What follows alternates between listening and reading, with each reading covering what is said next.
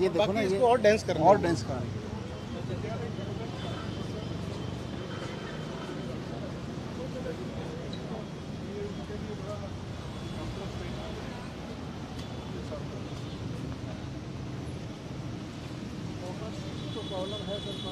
Horticulture ठीक कीजिए आप, वही बेस्ट मोस्ट इम्पोर्टेंट है।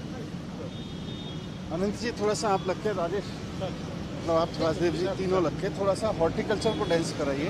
अब जैसे ये तो बहुत ही, अब ये वाला तो देखो अब इसमें कोई भिखारी अभी नहीं तोड़ के गए। सर एक मीडिया आगे जाना है। हमारे डिजाइन में सबसे बड़ा साइकिल काम आसान लगता है कि रोडी बनानी, बिल्डिंग बनाना आसान ही, ये बहुत डिफिकल्ट लगता है।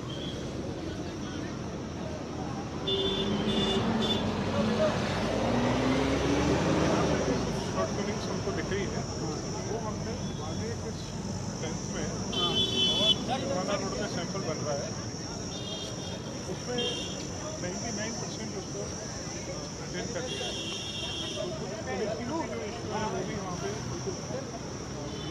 आपको ये ऐसा स्टेज दिखा दो जहाँ पे बेस्ट पड़ता है। सर फोटो लेनी है, सर 1 महीने के बाद नरवाना पे आप, ठीक है, जब बुलाना जब हो जाएगा, when you are satisfied. Yes sir, आ जाओ मैं राजेश, आइए आनंद जी, आनंद जी ये सी है। आइए आइए आइए आइए राजेश, आ जाओ।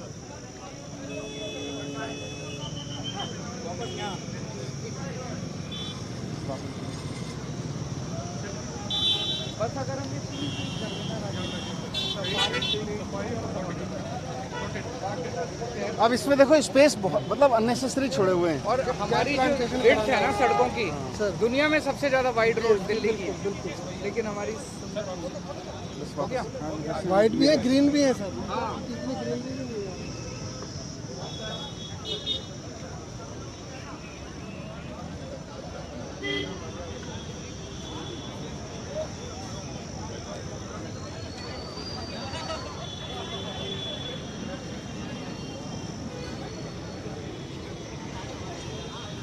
राजेश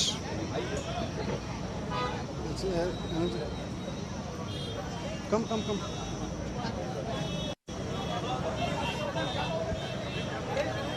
राजेश अभी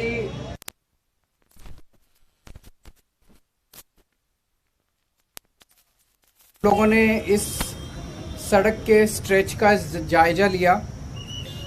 आप लोग जैसा जानते हैं कि दिल्ली के अंदर हम दिल्ली की सड़कों को बेहद खूबसूरत बनाने की कोशिश कर रहे हैं। दिल्ली देश की राजधानी है।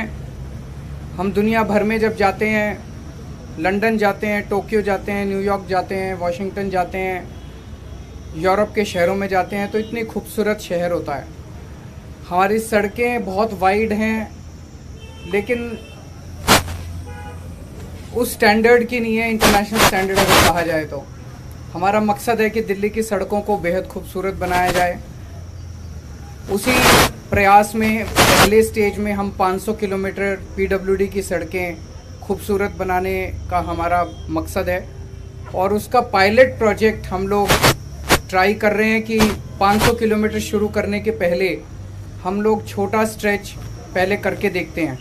तो उसी स्ट्रेच का आज हम मुआयना करने के लिए आए थे, और मैं उम्मीद करता हूँ करीब 9 के करीब स्ट्रेचेस, 16 स्ट्रेचेस हैं पायलट पे जो काम चल रहा है, और ये सितंबर अक्टूबर तक सारे पायलट्स कंप्लीट हो जाएंगे।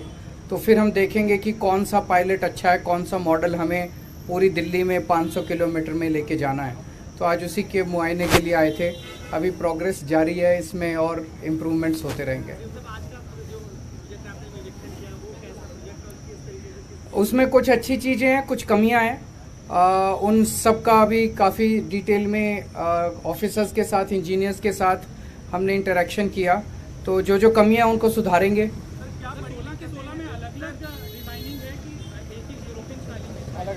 अलग अलग है, हर एक का अलग अलग है, तो उसको देख के पता चलेगा। उस सारे को जब एसेस करेंगे सितंबर अक्टूबर में, तो हम देखेंगे कि कौन कौन सी चीज़ों अच्छी हैं किस किस जगह, उनको फिर पिकअप करके फिर पूरे दिल्ली का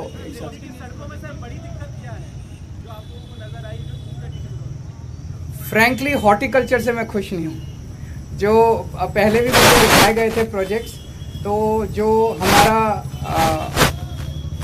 पौधारोपण जो हो रहा है सड़कों के दोनों तरफ और सेंट्रल वर्ज के ऊपर, वो उस क्वालिटी का हम नहीं अचीव कर पा रहे, तो उसको करेंगे।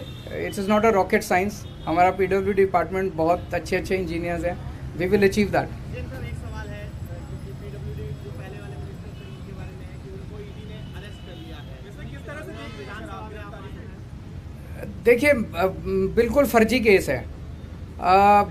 हमारी बिल्कुल कट्टर ईमानदार सरकार है, कट्टर ईमानदार पार्टी है।